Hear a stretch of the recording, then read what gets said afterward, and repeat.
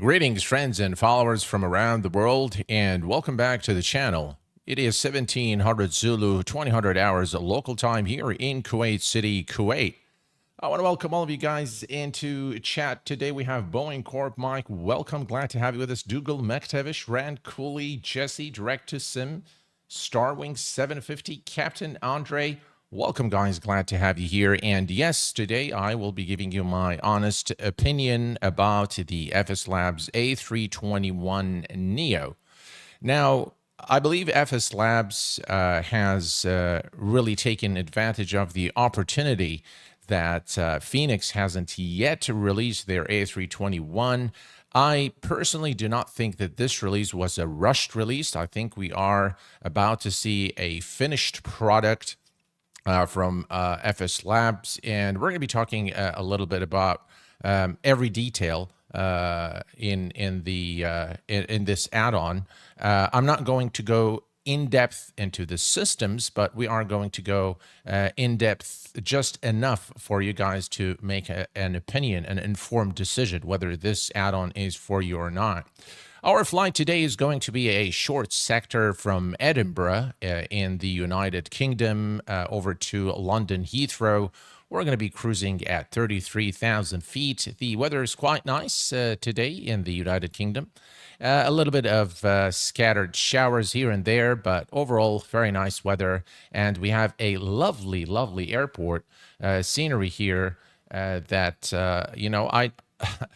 I know it's about the FSLabs, but I'm just so, tempted to show you guys the interior of this airport. I have been to this airport in real life, and it has been modeled with great accuracy. So if you like to fly in the UK, this is probably one airport that I highly, highly recommend. Very, very nicely done with all the fine details, all the shops, and yeah, it's just you can go on and look at the airport, and it just looks exactly like the real airport. Very, very nicely done there. If you are interested in the scenery, of course, you can always type !scenery, and it will give you the link to where you can purchase the scenery for Microsoft Flight Sim.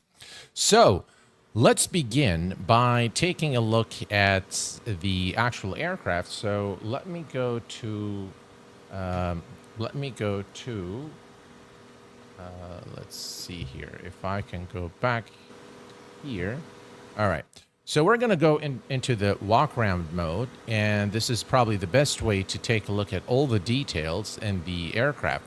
Now, in terms of the 3D modeling and the texturing, I think that FSLabs has done a phenomenal job. And quite frankly, I like the texturing on the FSLabs slightly more than I like the Phoenix. I think it is a little bit, better, a little bit sharper maybe. The part that I really like better in the FSLabs is the cockpit colors.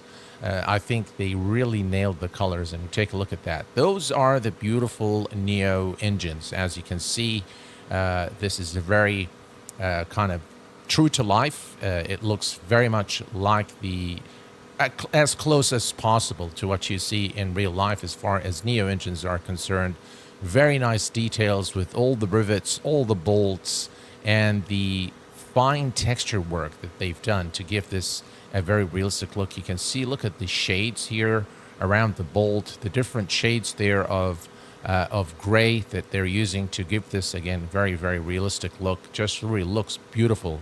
And I really couldn't fault anything with the texturing of the aircraft. You can see, again, the area underneath the wing here, how detailed this is. All the text is done, just really immaculate work by FSLabs on this A321neo. This is, by the way, a real-world registration number for this real-world flight. British Airways flight 939er service from Edinburgh to the UK, and it flies actually this particular registration number. So I tried as much as possible to create a realistic experience for you guys. You can see that GSX has already summoned the stairs there for the aircraft. Again, a lot of automation, great integration with the GSX in my opinion, And overall, really, from the visual perspective, especially exterior here, it looks really good.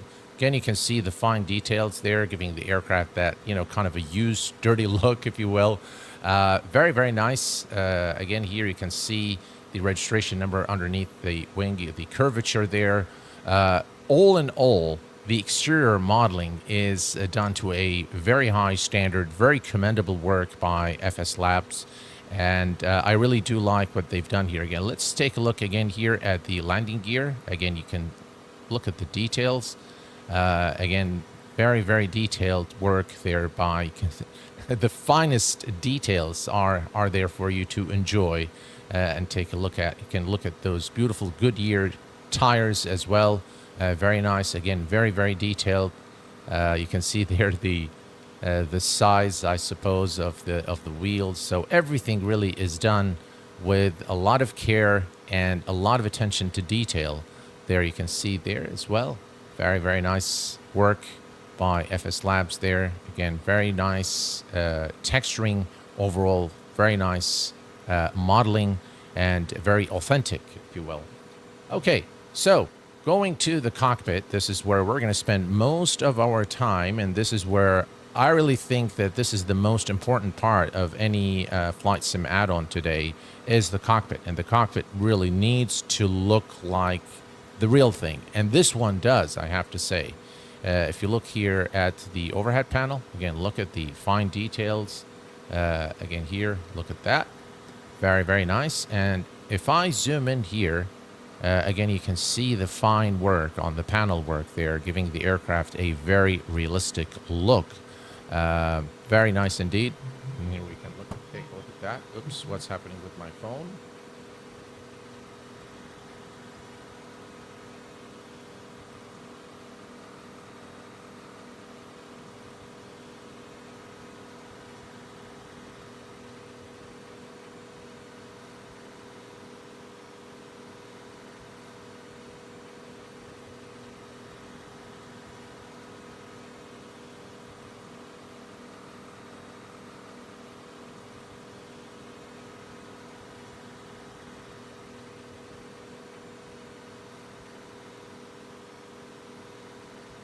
Sorry about that, guys. That was my wife calling, so I had to take the call. Sorry about that.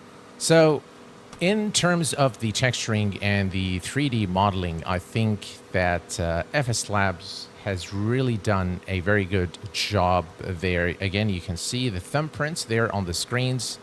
Very, very nice. Look at the panel work again. You can look at those screws there. You can look at the fine detail there on the radio panel. You can see there is a little bit of a scratch there.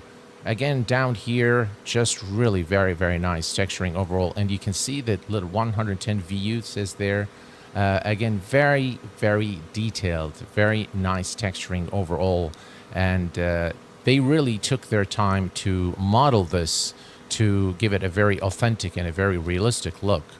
If you look here at the circuit breakers, you can see that all the circuit breakers are actually operational on this aircraft. So they are modeled visually and they are actually functional. And this allows you to simulate failures as you so wish. So very, very nice work there. All the switches on this aircraft are operational. There is nothing really in-op. So very, very nice again right here. Let's move over to the passenger cabin. Again, you can see this is a one configuration aircraft, so it only has economy class. But I've seen also the business class in other aircraft, and it looks pretty nice. I don't know if it's interactive. No, it looks like this is not interactive. The passenger cabin is maybe not as detailed as the A321. So I think the A321 had a little bit more details there on the passenger cabin, but overall, I think it looks, it looks pretty nice. Nothing really to fault there in terms of, how the passenger cabin look. So it's got an electronic flight bag. Now, one of the things that I really like in Phoenix is how practical their electronic flight bag and how feature-rich is the electronic flight bag. Everything you can manage from within the EFB, including the integration with SimBrief. This aircraft lacks a little bit there, and I think the reason behind that is that the aircraft, the actual FSLabs for P3D, for FSX, whatever, it's been there for quite a while, and I think they've built on top of it something that it was probably they've built on the base model. And so this is something probably very new to the guys over at FSLabs. It works. We're going to take a look at its function, but a lot of the features are still available in the MCDU. So you can go through the options there within the MCDU and not through the electronic flight bag, which is kind of a drawback of the FSLabs, but I don't think it takes away anything from the actual experience overall. So I think it is really a very fine add-on in terms so far from the visual perspective, from the texturing, the authenticity of the overall cockpit here, the colors. I think it looks very much like a real Airbus. The colors are really very well done. I kind of like the FSLabs slightly more than the Phoenix aircraft. But that said, let's go ahead and get into the electronic flight bag here. And as you can see here, if we look at the electronic flight bag, there is a number of things. You've got your manuals here, your documents, your connections, briefing.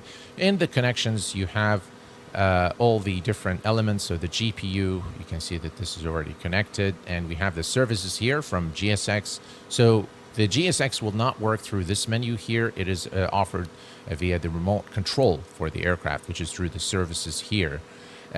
Going back here, you've got your briefing, which is nothing but your SimBrief flight plan, which hasn't yet loaded, it looks like. It will load in a little bit.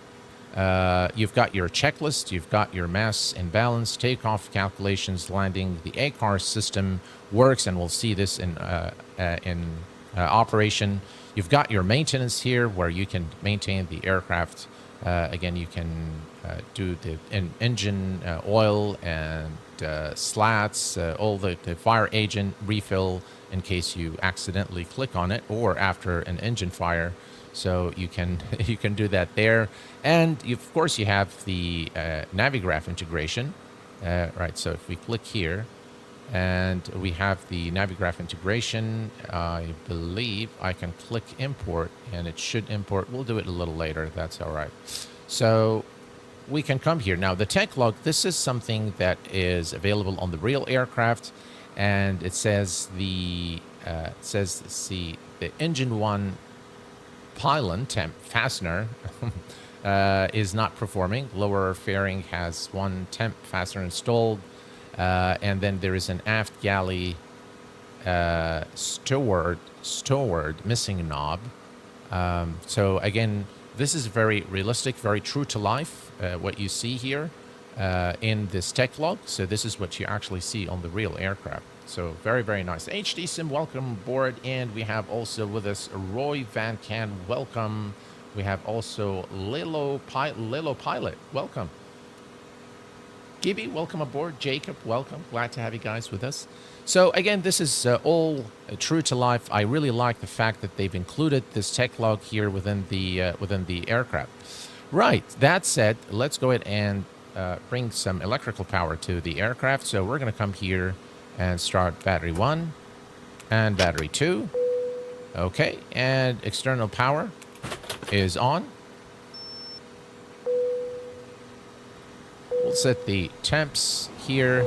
Next, we're going to put the crew supply, ground control, and we'll move here, set the adheres to nav mode 1, 2, and 3. Next, we're going to put the strobe lights on auto, nav lights are on, emergency lights armed, non-smoking sign is on. We'll leave the seatbelt sign off for the time being until we are refueled. We'll leave the pumps off as well.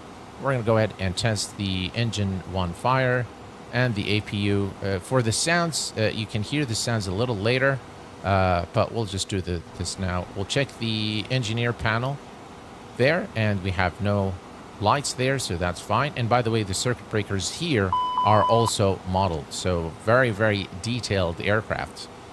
Okay, so that is done, and we can now go to the MCDU. We're gonna brighten the display here on both sides. Okay, brilliant. We can see the RS alignment is in 7 minutes, and it says here, this is again very, very accurate, it says FOB fuel on board is below 3 tons. And as we refuel the aircraft, you'll see that this message goes away. So now is the fun part with the McDo. So let's come over here, adjust the McDo, and let's go there. Okay. So I think this is good. You guys can now see clearly what's going on here. And let me, yeah. Okay, so first thing we're going to do, we're going to go to ATSU. We're going to go to the AOC menu. And there is something that I want to show you guys. Actually, let's before doing this, let me go back here to options. From options, we're going to go to page number 3. Then we're going to go to controls. I'm going to go to the rudder pedals. And now it says here, it says pedals disconnect button sticky is on. And the reason I turned this on is this right here.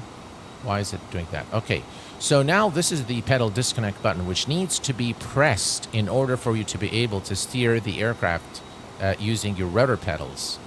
And without it pressed, you will not be able to steer the aircraft. So sticky on will make sure that if you click this, it stays pressed, and it will only be on, it will only release after you click it again. So this is just again for usability. I thought that it's much better to have this on sticky rather than. All right, let me come back here. I just wanted to show you this because it's very, very important that you have this. You have this enabled in order to steer the aircraft. Okay, that said, we can now go back to the McDo. We're going to go to the ATSU AOC menu, and we're going to go to the init, and we're going to do the init data request and get the flight information. As you can see now, the FMC flight number is British Airways 939, and you just wait a little bit, and it'll bring the departure and the destination with fuel on board. It says initialization recorded, and you'll see that later on in the ACARS that it has actually updated. Perfect. So we can clear that now. We'll go back to the AC menu. We're going to go to the OFP data, the operational flight plan data. We're going to click here, and we're just going to make sure that we have the block fuel. We have this. Let me clear this just to make sure that we have the right time. It looks like they fixed this in the A321.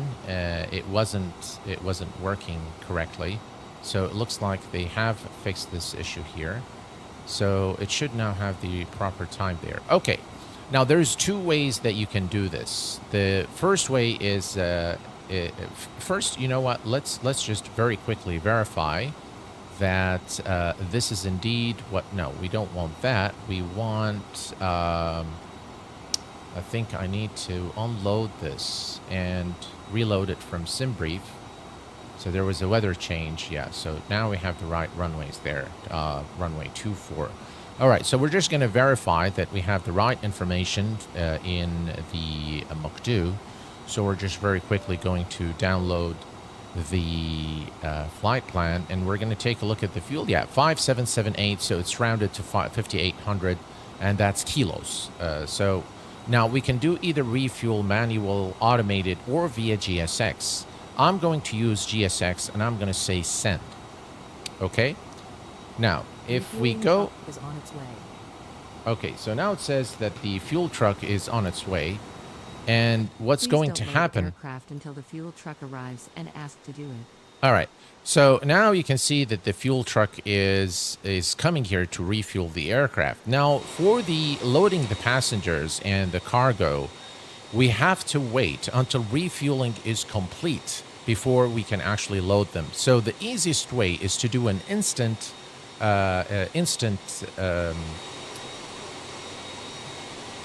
loading, because it's going to take time. But let me show you how you can do both ways. So now the fuel truck is in position. And if we come back to our... Please don't load aircraft until the fuel Okay, truck if we go to arrives mass and and ask to balance do it. here, you will see that we have... this is the planned information. So 216 passengers, this is our cargoes, your fuel weight, and fuel in kilograms. And then this is the current. So the aircraft obviously needs to be refueled. So if I go back to the outside now, you'll see that the fuel truck is now connected to the aircraft.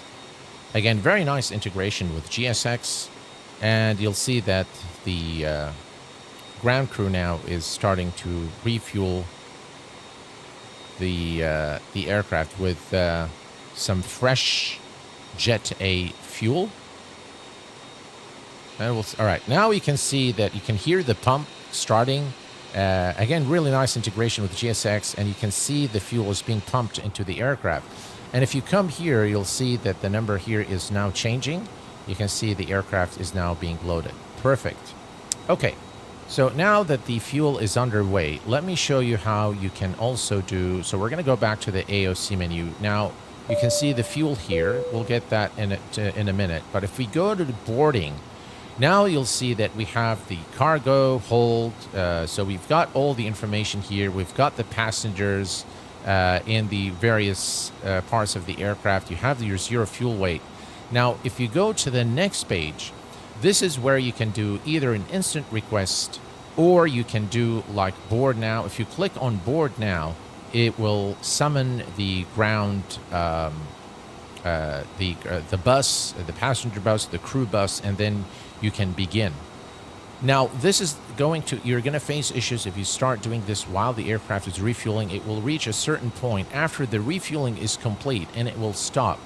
So my recommendation, if you want to do this, either wait for refueling to complete, then click on board now, or use the instant request. So I'm going to click on instant request and click here on request.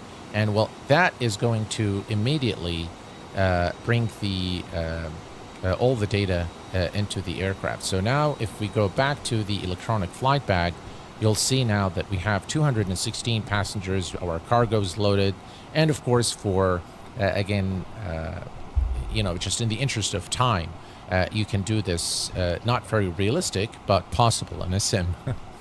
Okay, so now that we are done here, let me come over here and let's go ahead and start the APU. Actually, let's go ahead and start the APU. Okay, so now we can go to the rest of the McDo and begin preparing the aircraft for our departure. If I go to the init page now, we'll see again that we already have everything loaded here.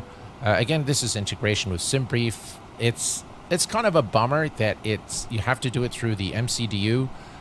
It would have been much nicer if it was done through the electronic flight bag, but not a big deal as long as we already have it. By the way, this is not the right... Kuru is a really strange name, but this is the correct information, so we're good there. All right, so if we go to the flight plan here, we're going to go to... let's see here. We're going to go to Edinburgh. The departure is through runway 24 through the Gosa 1 Charlie, which is this one here. And we're going to insert that. And then we're going to select the arrival for London Heathrow. And we are arriving runway 27 right. So it's the ILS 27 right. And through the Nagar 2 Hotel. All right, so that would be this one.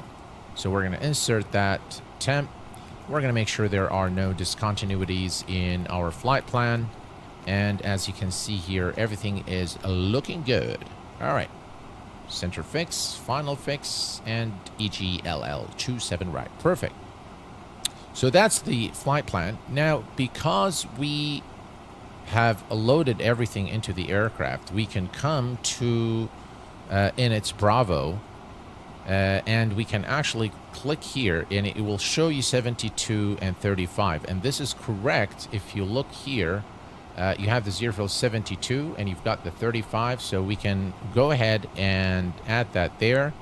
All right, and now for the fuel, we can already put 5.8 because that's what we're expecting. Anyway, we're almost there, so I'm going to just go ahead and put 5.8. If you click now, it will give you 5.2 because the aircraft's still being refueled. So very important that you either wait or you put the expected or the planned block fuel weight here. So I'm going to put 5.8 here, and now you'll see that all the information now is being populated here. All right, that said and done, we are going to come here now and we are going to turn on the APU bleed, and the fueling is almost complete, so we're going to turn on our fuel pumps. I really like the sounds on board this aircraft. It's very nice sounds as well. So now we have everything here set. And we're going to set the altimeter. Now, the standard button doesn't work. So we are going to come here to the weather at Edinburgh. And 1006 is the altimeter. So let's see here. You can hear the packs. 1006 is now set. 1006 is now set. And we're going to come here and turn on the seatbelt signs on. And we can now disconnect the external power. Now, once you do this, if you have set things for GSX, it will automatically disconnect the ground power unit. So we are going to set the altitude to 33,000 feet. All right. And if we go to the outside, you'll see now the fuel guy is all done. And you'll see that in a minute that the GPU will be disconnected from the aircraft as well. And all of this, you can see that the doors are closed. And we'll be ready to push and start in just a second here. Okay. All right, so everything's good. All the doors are closed. And if we look here, all right, well, we can come to the can come here. Now, this is the ACARS messages. As you can see here, we have a couple of messages here. This is the uplink, and this is the load sheet that we've gotten and already used to. I'm going to just delete those. All right, perfect. So if I come now to the, let's see, we have 33,000 set. Everything here on the flare shield is set. And we can now go to the second FMC unit. We'll put this on perf. So we need the performance. Now for the performance, if you come over here and you go to takeoff. All right, so we are currently at Echo Golf Papa Hotel. You've got here all the information. We'll have the config, flaps 1. AC is going to be on. Anti-ice is off. Thrust is flex. Everything here looks good. We're going to select runway 24 full length, and then we're going to calculate.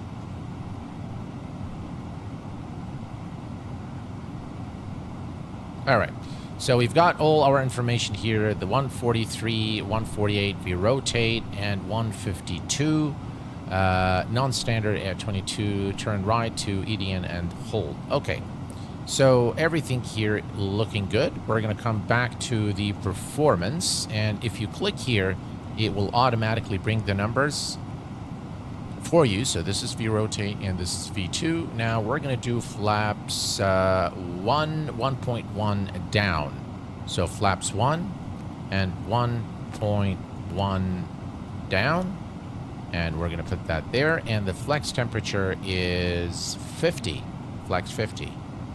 Perfect. Flex 50 is now done. And now we have the flight plan there. And if we go to plan here, you'll be able to see the flight plan there as well. Perfect. Now we're going to come to nav radio. We don't need to do. We'll just leave this alone. And I'm going to go ahead and put EGLL 27 left. Normally you'd put the Edinburgh airport just in case you need to come back. So that's what we're going to be doing. Hello there, Brian. Welcome aboard. Glad to have you with us today.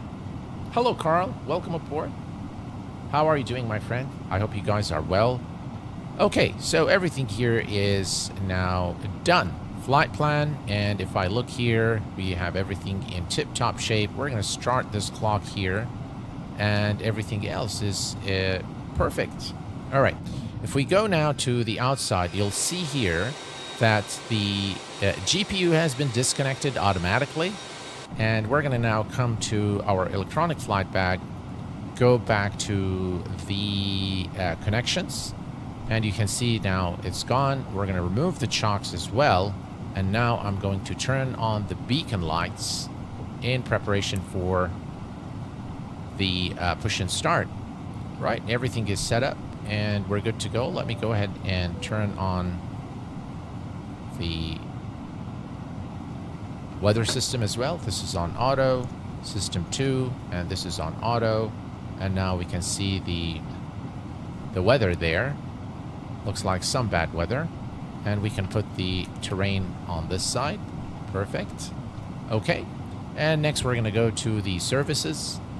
And we're going to say prepare for pushback and departure. And now you'll see that everything is moving away from the aircraft. Very, very nice integration with GSX. And you can see the ground crew are now heading over to the aircraft. Hello, Captain. We are ready for pushback. Okay, so we are ready for pushback. Everything looking good here. So far, I really am enjoying this aircraft, and I think it really is a very fine and in-depth rendition of the Airbus A321. Departure check completed. Bypass pin inserted.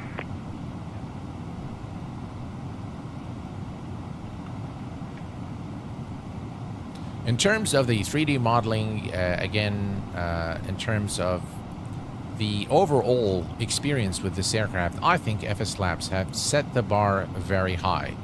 I think it really is above everything that you get by default, by the way, from any builds in the sim. I think it, in terms of performance, much better than the any builds, for example, A350. All right, we're going to go to services here and see what it says. All right, so interrupt pushback, no. Okay, so we'll just wait for him to lift the aircraft. And I think what we'll do is we'll do nose to the, let's see here, nose to the left.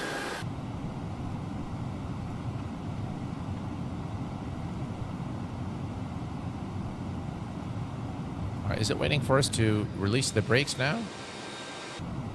All right, let's go ahead and do that.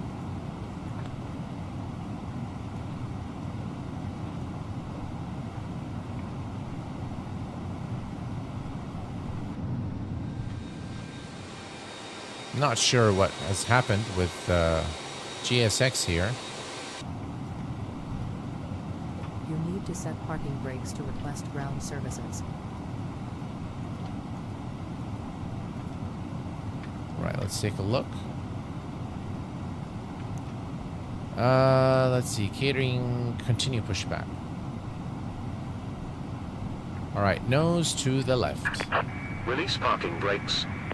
All right, there we go. Commencing push. All engines clear. Start at will. All right, start at will. Ignition start. And we will start with the engine number 2. All right, now we're going to note the beautiful sounds.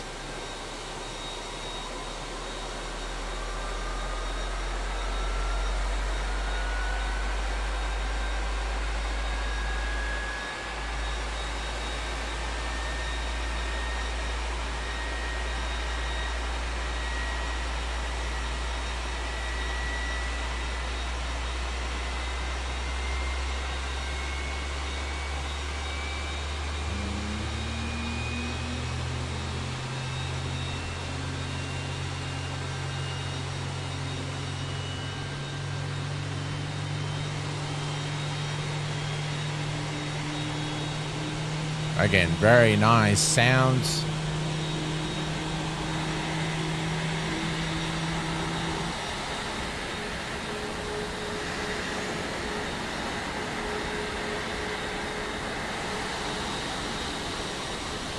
Very fine looking aircraft. And opened like this. For your comfort and safety, we got recommend there keeping the your British seatbelt Airways fastened safety and visible announcement at all times. as well. If the cabin air supply fails, oxygen will be provided, and masks like this. All right, let's go and start engine number 1. If you're wearing a face mask, please remove it before fitting the oxygen mask. Stay in your seat, pull the oxygen mask towards you, and place it over your mouth and nose. Breathe normally, adjusting the band. Set parking brakes. All right, and parking brake is set. Waiting your confirmation for good engine start. All right, again, we need to come here and we'll say Cockpit to confirm. ground. We have a good engine start. You can disconnect.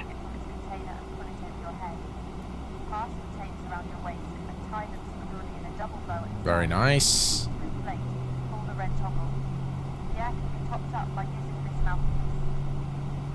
Everything is exactly as we'd expect it to work in an Airbus aircraft. I really like the colors there and the texturing. Overall, by the way, the hand flying this aircraft is a real joy. Very nicely done. The fly-by-wire implementation is done very well on this FSLabs. All right, and we have a good start on both engines. So engine mode selector back to normal. We're going to set flaps 1. Tow truck disconnected. Bypass pin The removed. takeoff position with the armrest down. Your table Left is folds away. clear. Right is Personal clear. devices unplugged, and window blinds are open, ready for takeoff. Please study the safety Right. card in your seat All is belt. good here, and we're going to set the trim to 1.1 down, I believe. 1.1 down, yes. Thank you. So this is 1 and 1.1. All right, that is also set, and we'll just wait for the hand signals here. Excellent, thank you very much. And this goes to auto. And everything else here is good. Perfect. Okay. All right. So we're good to go here. We're going to do auto brakes max and arm the speed brakes. Flaps are already set. And we can now release the parking brake and head over to the runway. Parking, let's see here. APU bleed off. APU master switch off. Taxi lights on. And all is good here. Perfect. Let's release the parking brake. Parking brake released, and we're going to click on the pedal disconnect, and you can see now it's sticky, so it stays there.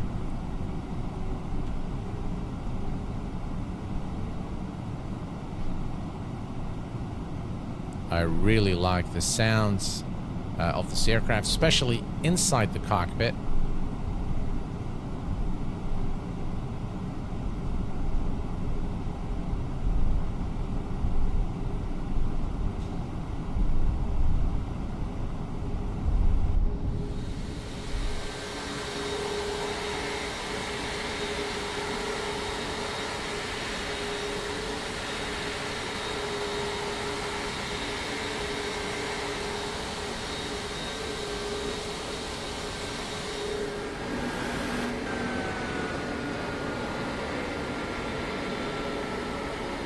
Very nice scenery of Edinburgh.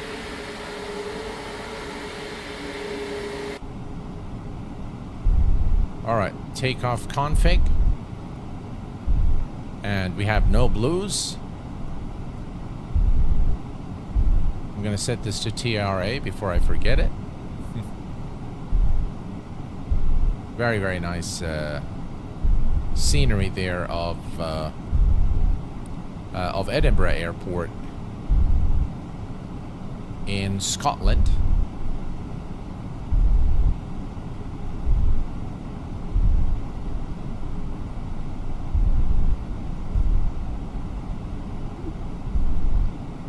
I also like the background of the EFB per airline, a nice little touch for sure.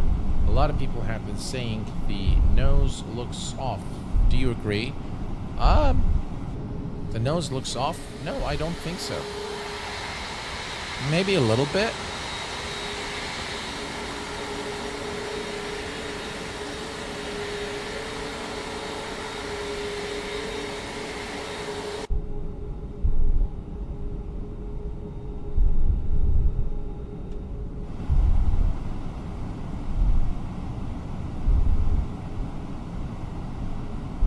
Right, here's the turn for runway 24.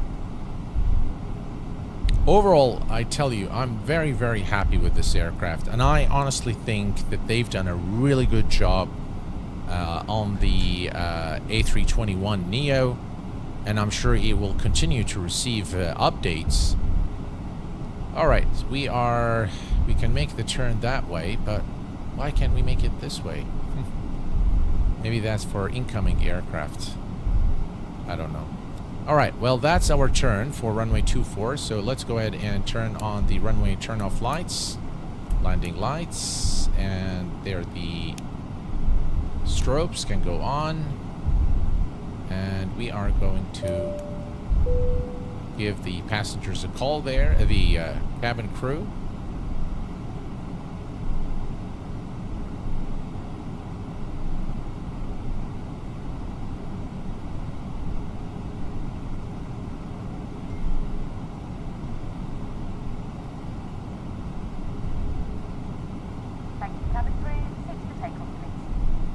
All right, and you hear again, I left the cockpit door open so you guys can hear the announcements from cabin crew. And you just heard the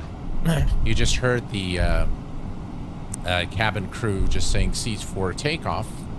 Right, let's go ahead and start the clock. Excellent.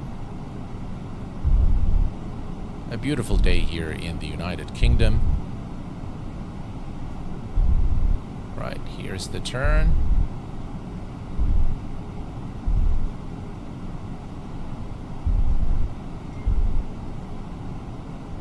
Alrighty, here we go.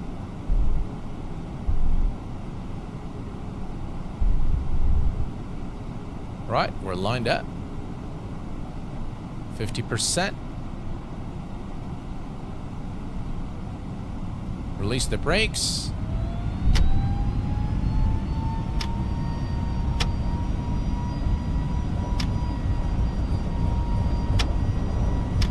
Won't sit on where I want it. There we go.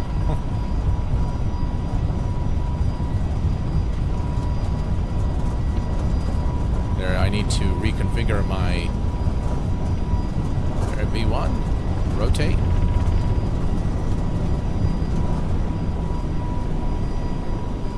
Positive rate of climb. Gears going up.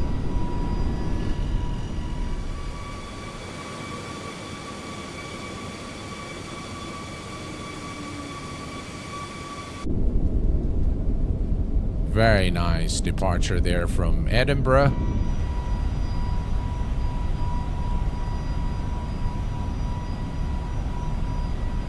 Right, flaps up.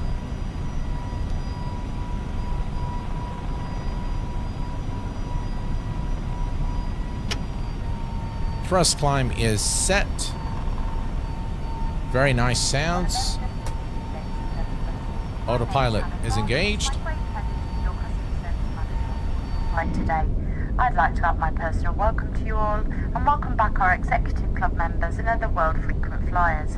If there's anything we can do to make your journey more comfortable, please let one of us know. As the captain has already mentioned, we recommend that you keep your seatbelt fastened whenever you are seated, and they must be securely fastened whenever the seatbelt sign is on. We are about to start our onboard food and drink to all customers. This will be followed by an opening of our Highland shop. All right, so we continue the climb now to 33,000 feet. Very, very nice. Microsoft Flight seems really looking nice. All right, so disarm the speed brakes. There's an alt restriction here. As you can see, the sounds are really, really nice on this aircraft. I really, really like the sounds. Maybe they're a bit off for the Neo engines, but they're not bad. They're not perfect, but they're not bad.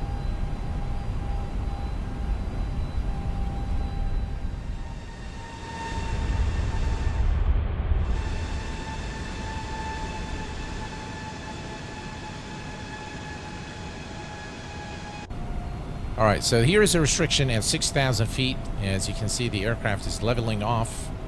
And as soon it will continue to climb again once we clear. We can also set the barrel to standard. There we go.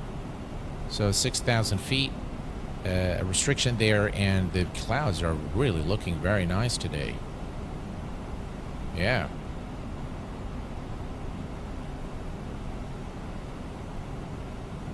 Are there even operators for that? I understand the passion for the A319, though. It's a pocket rocket. What I really, really want is an A319neo. Oh, really?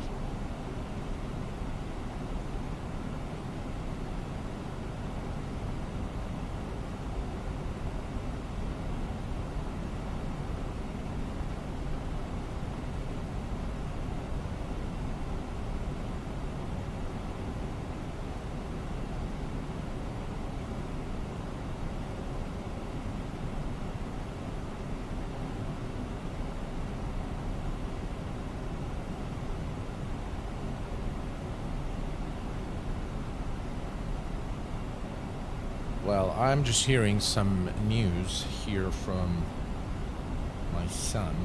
Very disturbing news, really. Guys, let's pray for peace. Let's pray for peace, guys. Yeah. All right. So, yeah, we're going to continue our climb now to 33,000 feet as soon as we clear the restriction. And there we go. Look at those clouds, guys. Wow. It looks beautiful. Just really beautiful. Very, very nice. All right, we're going to put this now back to 40 nautical miles. And I'm going to come to the McDo. We're going to go to the init page, and we're going to set the cost index to 0 so we can save a little bit on fuel. And next we're going to go to, no, let me go back and maybe Phoenix. No, we need to go to the one before that. There we go. We're going to fix information. We're going to put Echo Golf Lima Lima 27 left and enter that here. A radial of, let's see here. We're going to go to, oh, sorry, it's 27 right. So let me change that. Let's take a quick look. 27 right. So the approach 269. Okay, so EGLL 27 right. And then the radial is 269 with a radius of 20 nautical miles. And then we're going to go to the next page and then add EGLL runway 27 right again, and 269, and a radial of 10 nautical miles. So now this is going to draw a couple of rings on our display for situational awareness, and it looks like the restriction, yeah, I think this is the, again, we're going to climb again here. So a restriction at Gosam at 6,000 feet, and then you can see that we're going to climb again here just before Phoenix. Begin climbing again to our cruise altitude of 33,000 feet. So, that said, let me just very quickly show you the plan. And if we step through it, let's see here.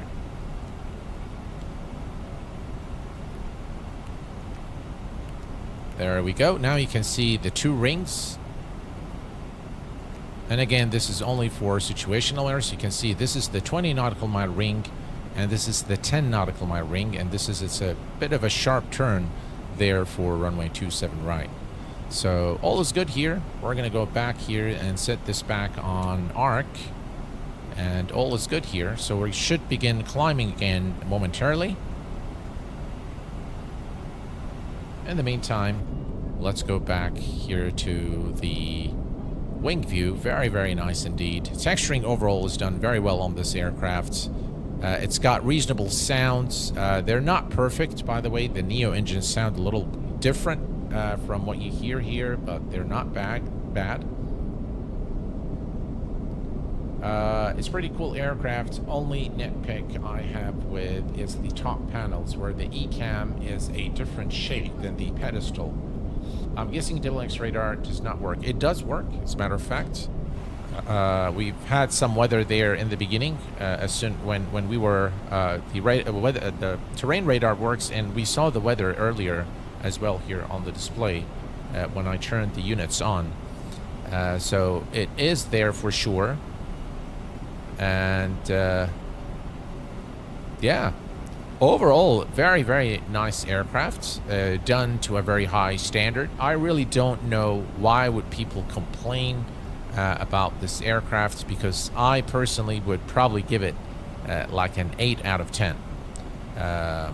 Performance, by the way, is very, very good with this aircraft. So if I bring up the FPS counter here, let's see.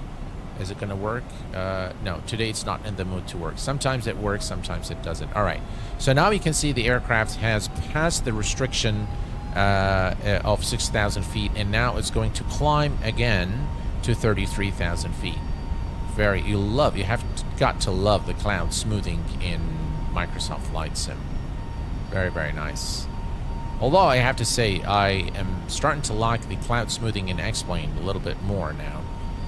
But yeah, this looks very good. Okay. So we continue now our climb, 8,000. And here's the turn. Very, very nice. Especially the wing view in Microsoft Flight Sim with these aircraft look really nice.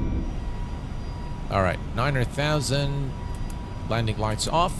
Runway turn-off lights off. Nose lights off. And that's good. All right, passenger sign will take it to off. And we'll continue our climb. X-Plane 12 is now out of beta. Yes, that is correct. It's release candidate 1. What plane would you rate 10 out of 10? That would be a very difficult question, because so far the only one that is a candidate for 10 out of 10, which I still haven't yet tested properly, would be the Starship. The Beechcraft Starship appears to be very close to a 10 out of 10. I don't think I've rated any aircraft a 10 out of 10 in a long time. So yeah, that probably is the aircraft that's probably going to get the platinum plaque from the channel. I haven't yet tested the aircraft. In the High Life Shop magazine, you'll see that we have a range of goods that are competitively priced, many of which are exclusive. I love the fact that you have the British accent. Major credit cards, currencies in note form, and traveller's checks. Members of our executive club can earn 2 BA miles for every £1 spent. So again, customized cabin sounds for everything that you hear. You can install these packs, these specific packs, through the FSLabs control panel. So if you want to hear like those custom sounds for the different airlines, then you can install. It's not available for all airlines, so for some of them you'll hear the generic sounds, but for some you do have the customized pack, which you can install via the control panel. Everybody is loving the Starship. Hopefully they will add wing flex. That will immerse a lot. Q8, did you know that in the FSLabs you can enable the PA, and if you speak into, you can hear it replay what you said in the cabin? Oh, really? No, I actually didn't know that. So I suppose that this is something that you can do here.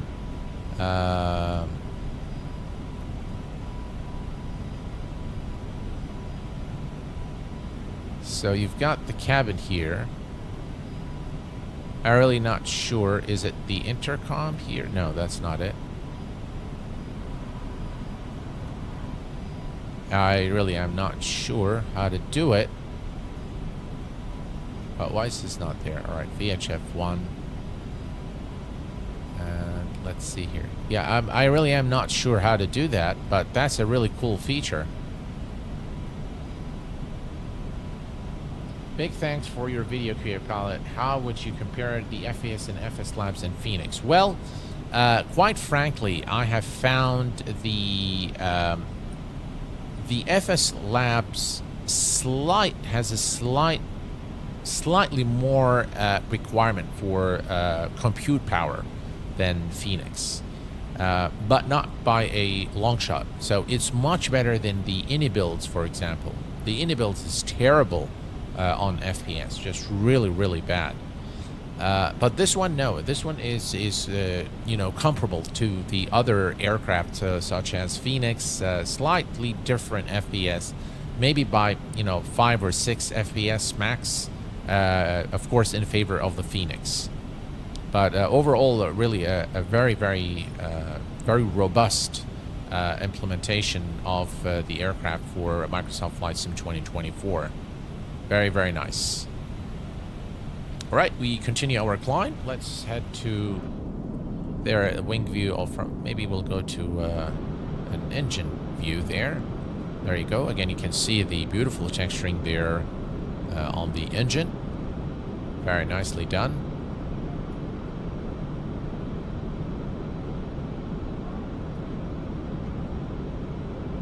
And let's take a quick look at the outside. And very nice aircraft. I don't think the nose looks off. Maybe a little bit, but I don't think that it's anything serious, if you ask me.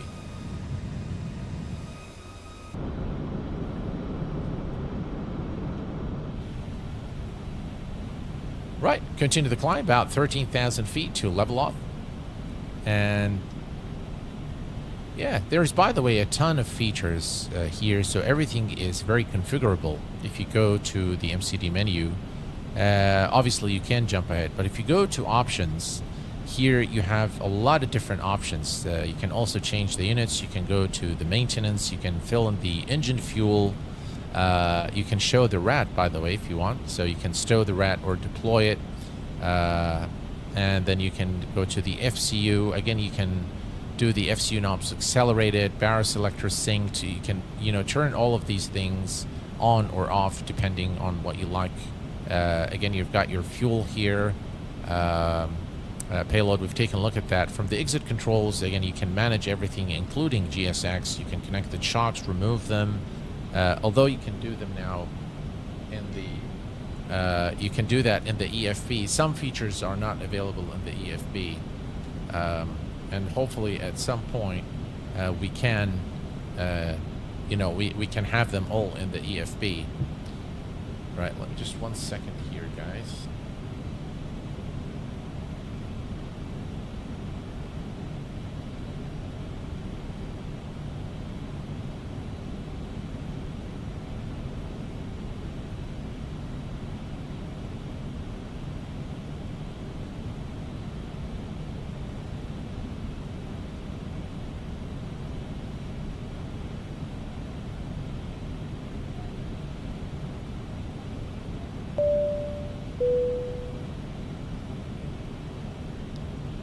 We have today a new captain with us, Thorder. Welcome to Captain, and thank you very much for your support, my friend. I truly appreciate your support. Right, so if we look at here at the fire, again, you've got the fire agents there. You can they are full, and you can fill them up here again. Then if you go to the next page, again, you get, you know, all sorts of systems here that you can set, and you can go to various here. Again, you've got your brake fans, so you can configure the aircraft per aircraft. So this is, again, for all aircraft. You can set this specifically. You want the persistent fuel, yes or no. Actually, this would be nice to have it on, so that when you actually come to the next flight, it will have exactly the fuel left in the aircraft. You got GPS jamming, auto brake low type 1. You can change that. So lots and lots of features. If we go to here again, I don't know a lot of what, you know, I don't know what a DDRMI is, but you can either install it. It's currently removed, and this aircraft does not have the satellite dome, so you can install it if you want. And that is GS packs, visibility, door open only. Again, I leave it always door open only so that, you know, we just to save a little bit on performance. And then here you can also configure your sounds. So you can go to sound volume and you can decrease the sounds a little bit here. So environment, cockpit sounds, we can take that down to, again, it sounds maybe a little better for you guys with the sounds. You can configure the sound devices. You can also set GSX here. So lots and lots of things that you can configure. The displays, again, the target FPS for your displays, self-delay is set at 38 seconds. So lots of things that you can actually configure in the aircraft. All right, we are, this is our top of climb here. So I'm going to come to perf. I'm going to go to the next page while we're at it. So there, next page and next page. And we're going to set things up for the approach. So if we click here on London Heathrow, go to the weather, and we look at the QNH is 1015. So we'll add that there. The current temperature is a pleasant 21 degrees Celsius. And the winds 260-13, a little bit strong winds, kind of moderate winds. Transition flight level is 6,500. And if we look here for, 50... Sorry, where is it?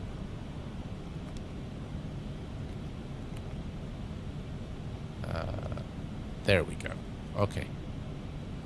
All right. So we're all configured for the arrival as well. We've been flying for about 20 minutes now. This is a really nice scene as we go through the clouds. Very, very nice.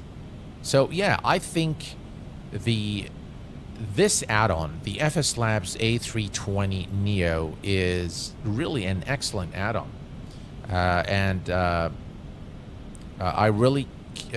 I really think that FSLabs has done a really good job with this add-on. I think they do raise the bar in terms of expectations as far as the visuals are concerned and the fidelity, the overall fidelity of the aircraft. I think it's very good.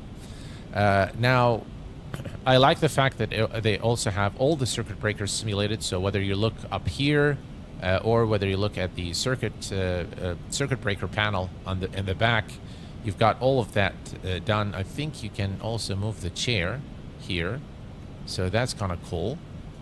The alternate gear again is something that is operational, so a lot of things are modeled and simulated, and this gives you again granular control over failures. You can actually simulate failures as well from within the I think electronic flight bag.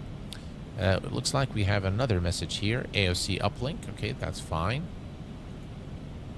So if we go to failures here, as you can see, again, there is a ton of failures that you can simulate, as you can see here. Very, very nice aircraft. I think this is a very advanced simulation of the Airbus A321neo. Maybe the sounds is a little bit lacking in terms of the engine sounds, but overall I think the sounds are nice. The cockpit ambient sounds are quite nice. The engine sounds probably need a little bit work. What's the big difference between the CEO and the Neo? Well, I think it's mainly fuel efficiency. So the CEO is the current engine option, Neo is the new engine option, and it's mainly the fuel efficiency. The Neo engines obviously are more fuel efficient. And I think there is the LEAP and the Pratt & Whitney. I think they come in two variations as well. How much does the aircraft cost, or how much does the engine cost? So I actually got this aircraft at a discounted price of $59 because I already purchased the A321, so I got a $10 discount on this one. So it came to $59, which I was very happy to pay. And I will tell you guys, I do not regret purchasing either one of the aircraft, although they are very similar, the A321 and the A321neo. but I do not regret. First of all, I want to help and support FSLabs. I know about all the stories in the past, and some of the comments that I received on my initial video on the A321 were somewhat harsh. Something like, if it's FSLab, then it's banned and things like that. I don't agree with this stance. I agree that FSLabs has done something that was unforgivable at the time, and they did it for a reason that does not insinuate any harm to anyone. I think they made a bad call, and they did something that is just totally unacceptable. But the fact of the matter is, they did apologize. They did remove, that test.exe, and they've come around and they remained committed to the community. They moved to the Microsoft's Flight Sim platform. They are creating high-fidelity products that they stand behind. They provide very good support as well in their forums. So overall, this company really deserves a second chance, and I have nothing but good things to say about the FSLabs A321, both variants, the A321 and the 321neo. I really have nothing but good things to say about them ever since that incident. So I think we as a community should stand behind FSLabs and appreciate the competition that it brings. I think this is healthy overall for us. It's going to push the boundaries. It's going to let the developers push, the boundaries and the limits of their abilities to bring to us a more refined products. So this is something to appreciate and to celebrate rather than to condemn and say, oh no, it's FSLabs, they've done something bad, and we're not going to, just kind of give the final verdict of, I'm not buying this product just because it's a very good product. If I'm being completely unbiased, it is a very good product, and it competes with Phoenix. And there is some things I like about Phoenix that definitely Phoenix does very well, such as the electronic flight bag, and the overall texturing. I think I prefer the FSLabs over Phoenix. So that's one thing that they do, I think, better than Phoenix, to be completely honest with you guys. So, hey, Wycliffe, how are you doing, my friend? I need your help. Well, I'm all yours, my friend. Tell me what you need. I'm somewhat new to flight simulation, and I'm honestly considering on purchasing the aircraft, minus the stories. I've heard good things about their products, and I really want to try it out. Well, I agree FSLabs are great and have a lot to offer, which most developers don't simulate. That's absolutely true. Completely agree with you guys there. Well, I will tell you that you will definitely enjoy your FSLabs experience in Microsoft Flight Sim 2024. I have not tried it in 2020, by the way. It is, though, compatible with 2020. In fact, it was natively built for 2020, and the compatibility was then brought into 2024. So from that perspective, I can definitely vouch for FSLabs, both as a company, and I can vouch for their add-on. Very high fidelity. The system simulation is in depth. It's got everything that we look for in an add-on. The sounds, they definitely need refinement. Hopefully, we'll either get they'll update it, or we'll get a sound pack for it. I hope that they update it though, and I would love to see them really migrate from having all the options in the McDo and move most of it here to the electronic flight bag. Now, I understand that this will take time and it will require some effort from FSLabs, but I honestly hope that this becomes their project now, is to start moving the functionality from the McDo, or leave it in the McDo, just mimic all these features within the electronic flight bag. Not an easy thing to do, but we've seen it done before. For example, on Phoenix aircraft, on PMDG. I would love to have the especially. So if if I were to pick which things to go first, I would definitely pick the SimBrief integration to be the very first feature that moves or is replicated in the electronic flight bag as opposed to being just here in the McDo. But you can do it. It works just fine. You have full SimBrief integration through the AOC menu, and probably it's more realistic if you ask me. And I love the fact that they have this tech log. This is very realistic. I've asked my friend who is an A320 pilot, and they do have this tech log there on their iPads. So very, very nice indeed. We have the high altitude landing operational here as well. You can also see that we do have the ditching panel here, so that is available as well in case the aircraft falls in the Hudson River. So yeah, you've got all of that stuff there. So yeah, overall the aircraft's got everything that we wanted to have, minus maybe the sounds and some of the features in the EFP, but overall a very high fidelity representation of the A321neo. As I said, CFM Leap sounds like this in real life. Oh, is it? Well, thank you very much for that. I really, really appreciate that. Does also perform, and it doesn't suck up a lot of resources to fly. Yes, it is very good. I will wait for Phoenix Neos. I think they will give us a great product with all respect to FSLabs. Meanwhile, I enjoy Tolos Neos and X-Plane 12. Yes, I mean, I think again, the fact that you are given the choice, that you have the choice, is a great thing.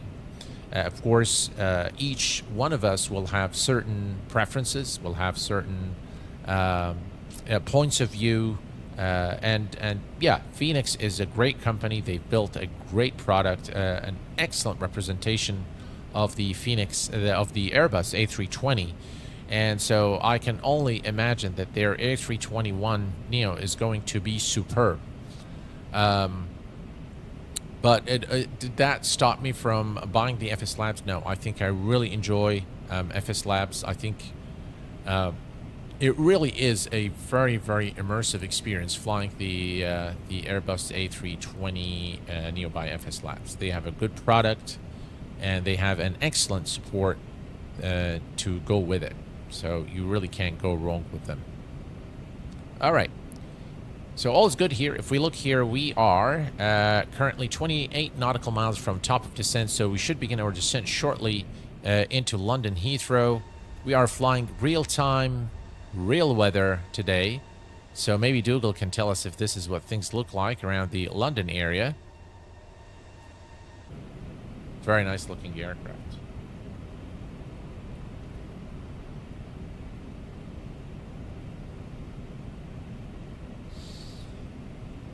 Yeah.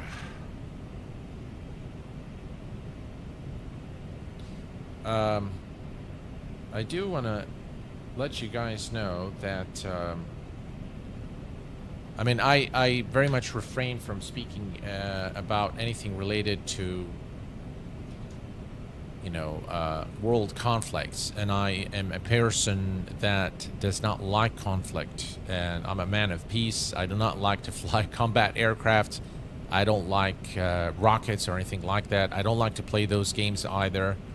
But the current situation where I live is definitely escalating, and I hope nothing happens. But there is a possibility that if things do deteriorate and escalate here in Kuwait, it might limit my ability to stream. So far, things are pretty calm. Kuwait has prepared an emergency plan with evacuation shelters just in case something does happen. So I just kind of want to let you guys be up to date and abreast of any any situation that happens which may render me unable to stream. I will try as much as possible to keep my current schedules of Tuesday, normally Tuesday and Saturday.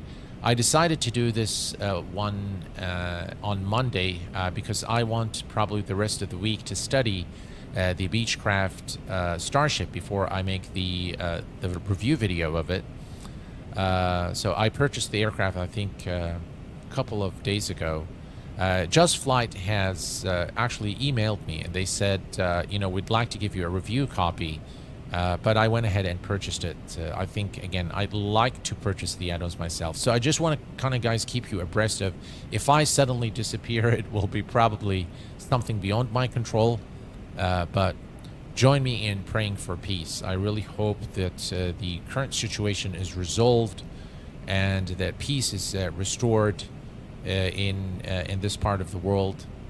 I am a little bit worried because my family is actually traveling. I have my daughter studying over in New Zealand. I'm actually right now the only one here in Kuwait. The rest of the family is left for the summer holiday. I unfortunately don't have sufficient leave balance from work to be able to join them. So, all right, so here's top of descent. Let's go ahead and begin the descent here. There we go, nav descent. And let me take a quick look here. What happened here? Looks like there was a pocket of wind there. All right, so let me take a look here at our platform altitude. All right, approach. Oh, it's right there. Okay, so 2,500 feet. Perfect. All right, so let's go to 25. Therefore, and then we can go. All right, so now one thing I've learned from a real-world pilot is, let me show you guys here. So what he said is that when you set the altitude knob, never leave it on the 1,000. So here, if you go here, so this is the 1,000 increment, and this is the 100 increment.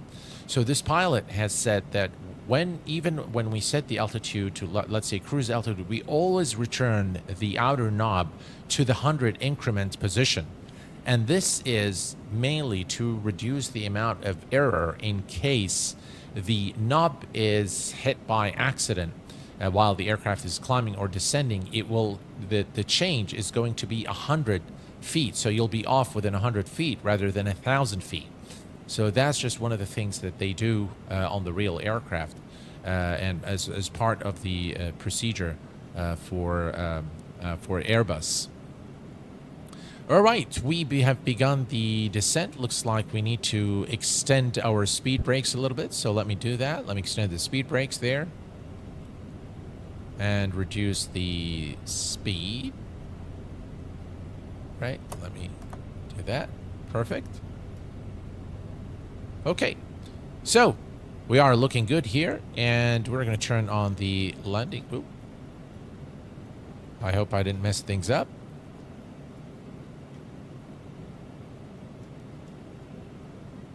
Right, looking good so far, so good. Sincerely hope you stay safe, and just thank you very much. Appreciate it. Thank you, GD Trades. Appreciate it, my friend. Yes, please stay safe, Sam. Let's hope everything is going to be all right. We are with you. Thank you very much. Really appreciate it, guys. Thank you very much. Really, really appreciate it. Good tip, altitude knob. Thanks. Good if this works out of the box with my wing add-on. It should. It should. I think that's an airline SOP rather than Airbus SOP. Is it Dougal? It might be right, yeah. Thank you very much, Wycliffe. Whatever you need help with, I'm not sure if you've typed something earlier, Wycliffe, but feel free to message me or DM me on Discord, or you can send me an email at info@q8pilot.com. for whatever help you need, my friend. I'll be more than happy to help you. Anytime, any day, Wycliffe. Just drop me a message. Thank you very much, Mr. Valero. Appreciate it, my friend. Right, so we can see again here the restrictions if you look here. So again, this is CSS's constraints. So if you click here, it will show you the flight level. So all the restrictions are shown here. We are currently a little too high. So I'm going to let's put the speed brake out a little bit.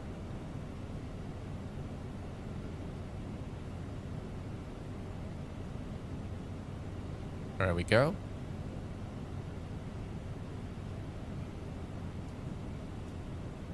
$20,000. Yeah, I think that's fine. We'll just leave the speed brakes extended here, and everything else is looking perfect. Another thing I wanted to show you, by the way, that we did not do is right here. You can actually test the oxygen masks. You're gonna love those sounds. Very nice.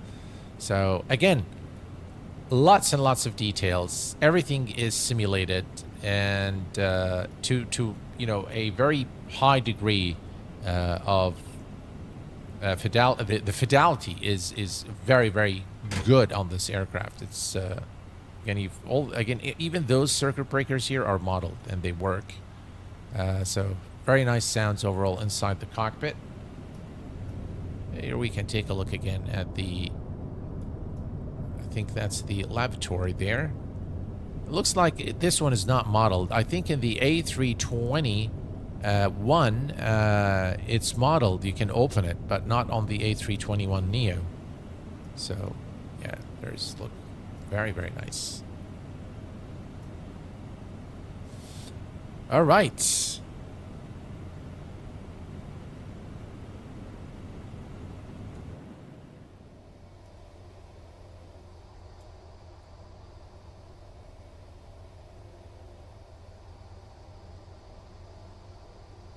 Look at the details underneath the aircraft. Very nice.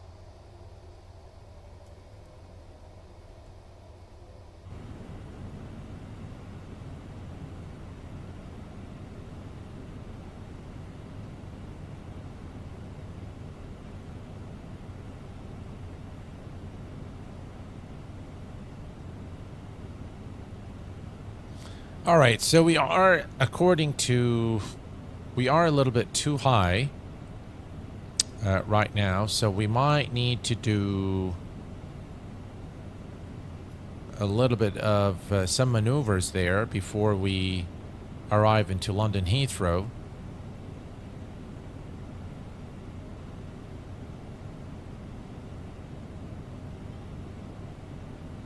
But we'll see.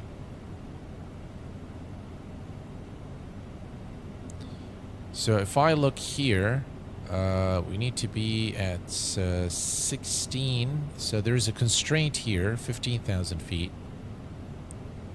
Yeah, we are definitely a little bit too high right now. But let's see how the aircraft does.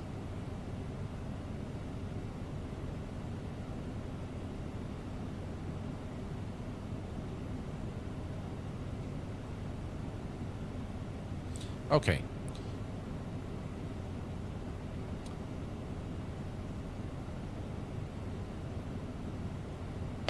Oh, so you are in God's country, Dougal.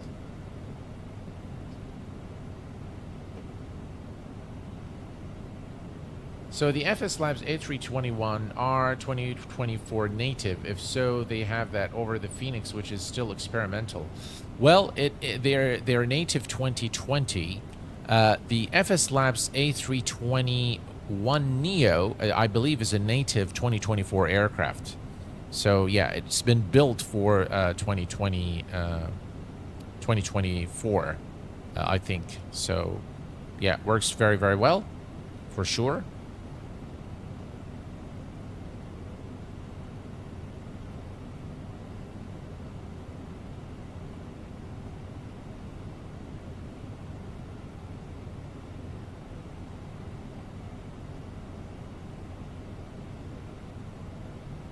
All right, I'm going to deploy the speed brakes there.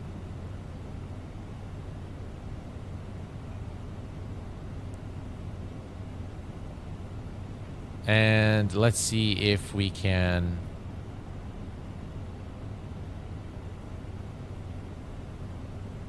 Yeah, we're definitely very high right now.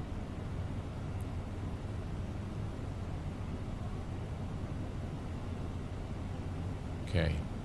The altimeter settings is, let's see, let's take a quick look here at the weather, 381015. Okay.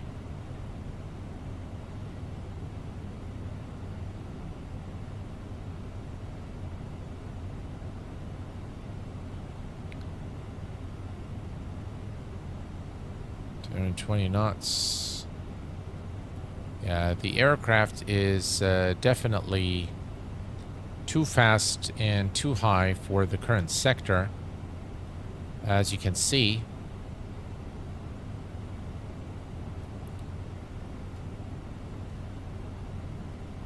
$5 to... Let's see if we can correct that.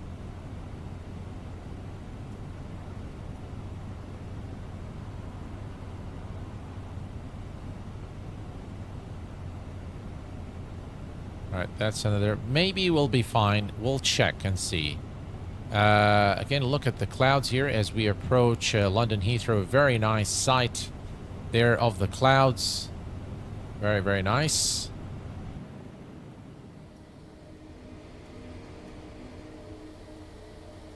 A very dramatic scene as we approach London Heathrow.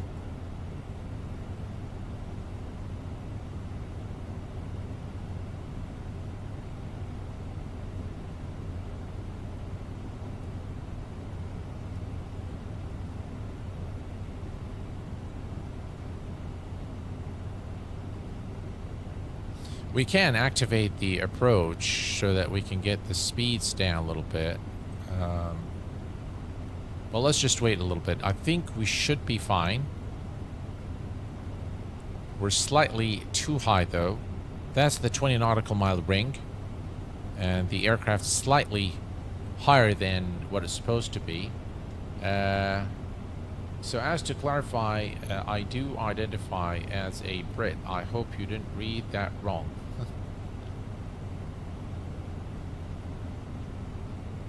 Are you using lossless scaling? No, I'm not using lossless scaling. I have native frame generation. I'm not sure if that message was for me or not, but... greetings from beautiful Vancouver. Just in time to see how the new bird blows through the height and speed restrictions on descent. It still needs work. It looks like it does. Yeah, a little bit. Looks like it does need some work. All right, we're coming up to here to 10,000 feet, so we're going to turn on the landing lights and the nose lights. We're going to turn on the fasten seatbelt sign on.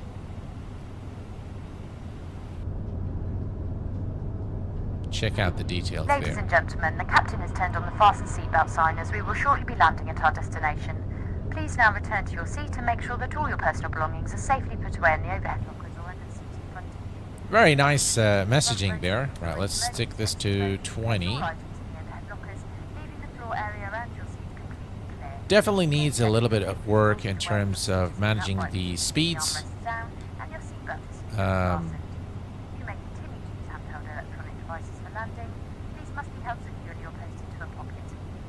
All right, what I'm going to do is I'm going to change the, let's see here. So we're going to go to 1015 because that's going to increase our speed there a little bit, the altitude. So let's do that here, 1015. Okay. Now, definitely, guys, from what we're seeing here, we are not going to be at the right altitude there. So what I'm going to do, this is the turn, so we are still at 8,000. We need to clear quite a bit of an altitude. So there's a restriction at 7,000, looks like.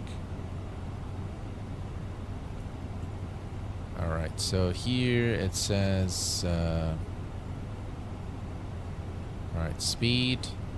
All right, I'm gonna go ahead and activate the approach. There we go. And it's the speed is still, it should be less than that. So there is a restriction here, which is now okay. We need to be at 250 knots. So there's an alt restriction there.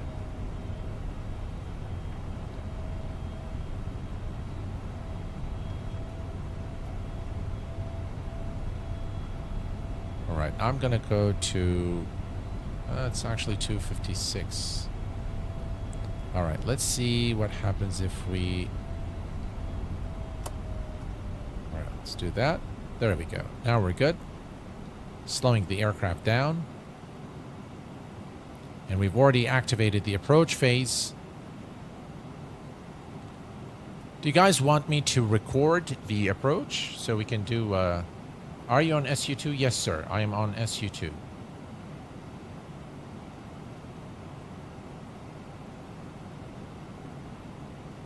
All right, let's take a look here. We're coming up to the green dot. We are at 7,000. Let's put this on 10. We can see our approach here. And now we should be able to descend. All right, so now we can descend again.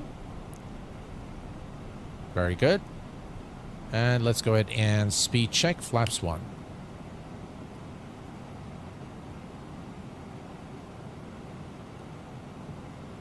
So maybe a little bit of work is required for the VNAV and LNAV. So hopefully this will come in future updates. Oop. I think the sim is going to crash, guys. I hope it doesn't. It's what I thought. Oh, well. What can I say? I really don't know why this has happened. First time in a very long time that this happens to me. Yeah, that's very frustrating. Beautiful part of the UK. Ouch. Yeah, it is. Yeah. Well, it has crashed, so there's nothing I can do, unfortunately. And that's what mine does on final. I've done 2 very successful flights. So, yeah. I've seen the FSL cause a few CTDs, another crash. Yeah, unfortunate, very unfortunate, guys. Well, very sorry about that, guys. It happened right at, at the very end. So very unfortunate. I was really looking forward to showing you, the final approach where we hand fly the aircraft into the approach into London Heathrow. But what can I say? Thank you very much, Dougal. I appreciate it. And guys, really, the FSLabs deserves, FSLabs as a company deserves a chance. The FSLabs A321neo is definitely an aircraft that I do not regret making an investment in. We will be back with an Explain stream before the weekend, and maybe I will reserve Saturday for the Starship stream, but definitely an Explain stream is being cooked in the background, and I will let you guys know when we are going to be live again, but it will definitely be before Saturday. Of course, considering that circumstances allows me here, considering everything that's going on, that I'm still able to stream. Thank you very much, guys, for tuning in. Apologies for this CTD and ruining all the fun. But I will see you guys very soon. Until then, please take care of yourselves and each other. And I will see you all very soon. Thanks for tuning in. And bye-bye for now.